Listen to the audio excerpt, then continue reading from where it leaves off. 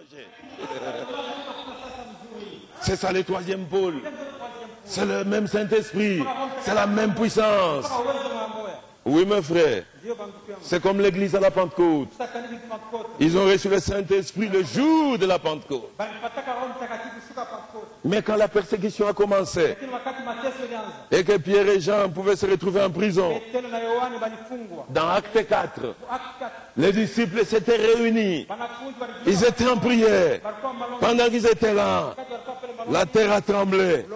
La Bible dit qu'ils étaient remplis du Saint-Esprit. Alléluia. C'est ceux-là qui avaient déjà été baptisés du Saint-Esprit à la Pentecôte, qui ont eu un autre remplissage du Saint-Esprit. Une force s'est multipliée. C'est ainsi qu'avec cela, le miracle s'était multiplié. Je crois que vous avez compris. Alléluia. Il dit, c'est le même Saint-Esprit que nous avons déjà accompli dans une faible mesure, tandis que la pierre de fête est en train de descendre pour s'unir au corps. Mais cette tête et ce corps s'uniront ensemble. La pleine puissance du Saint-Esprit le révèle au point que même les morts, ceux qui sont morts en Christ, il y a des centaines d'années, se les verront dans la beauté de sa sainteté et prendront leur envol à travers les cieux. La dynamique et le Saint-Esprit. Frère Branham dit, c'est une puissance qui ira grandissante. Alléluia. Jusqu'à ce qu'elle va amener la résurrection des morts.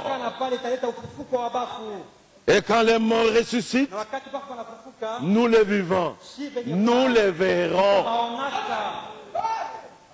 ici sur terre. Et quand nous les verrons, nous aussi, nous changerons de corps. Alléluia. Et là, tout est prêt pour l'enlèvement. Amen. Peut-être que je suis allé un peu trop vite avec $70. Parce que c'est une puissance qui ira grandissante. La promesse est $100. On vous donne d'abord 30. Puis on va vous ajouter encore 50. Mais cette puissance, quand elle amène maintenant la résurrection des morts, et qu'elle change de corps, la totalité.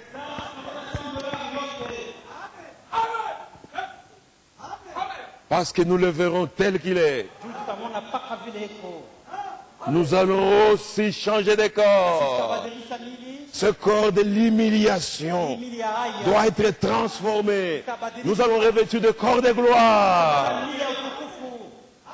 C'est alors que l'enlèvement pourra avoir lieu. La pluie de l'arrière-saison, c'est la toute-puissance de Dieu qui se déverse dans l'Église.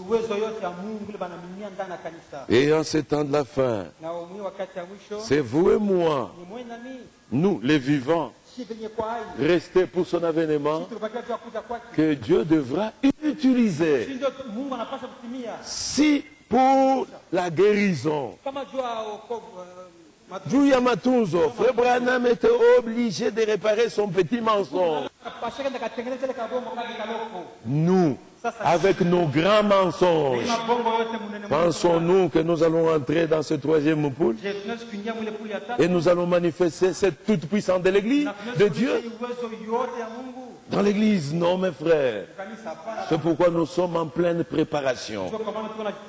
Il faut que le grain qui arrive en maturité reflète son image.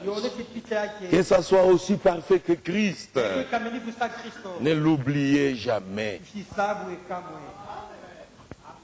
Nous ne sommes pas au commencement du message. Pour que chaque jour on commence à répéter.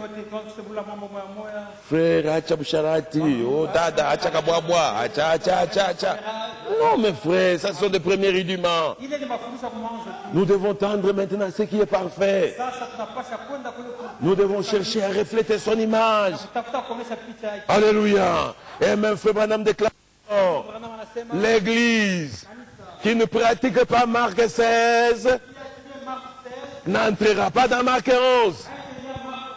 Et quand nous parlons de la pluie de la saison, ça ne signifie pas que dans l'église il n'y a rien. Non, la puissance de Dieu est là et se manifeste.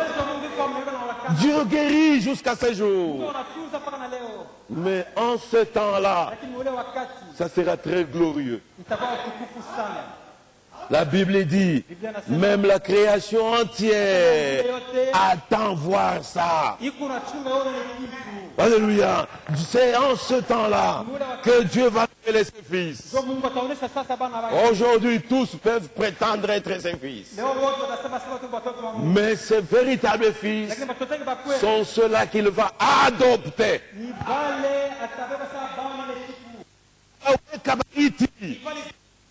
Il va leur donner cette signature.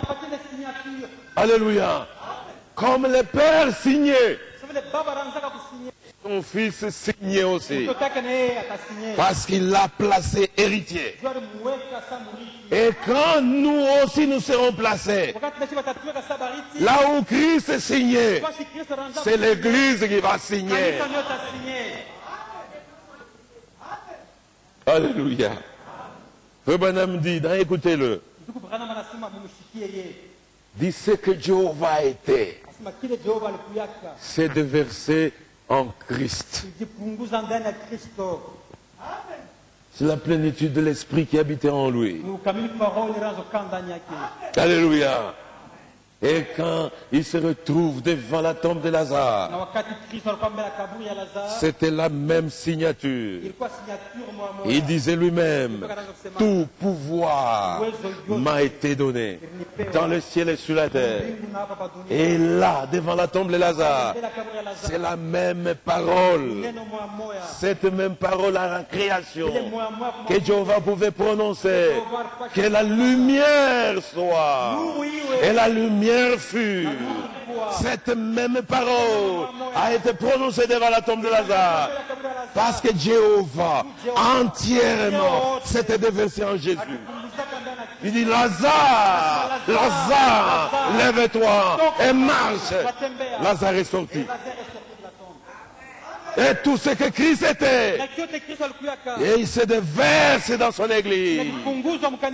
Et nous devons accomplir le même ministère que l'avait déjà dit.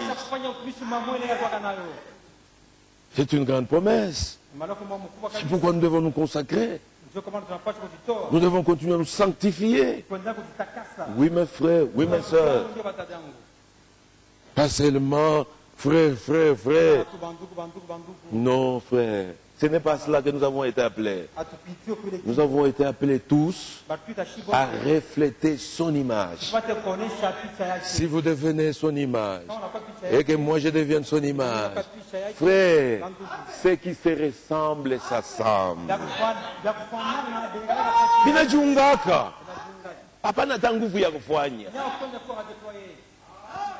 Oui, mes frères, nous attendons ça. Amen. Et en attendant ça, c'est là que Jacques nous exhorte à la patience. Ne soyez pas pressés. Attendons. C'est une pluie. La pluie descend d'en haut. Il n'y a aucune pluie que vous pouvez vous-même créer sur cette terre. La pluie descend d'en haut. Alléluia. Cette pluie de l'arrière-saison viendra d'en haut. Et si vous lisez attentivement Joël, c'est lui qui dit, oui Dieu, je vous enverrai la pluie de la première et de l'arrière-saison. C'est lui lui qui enverra. Ça descendra d'en haut.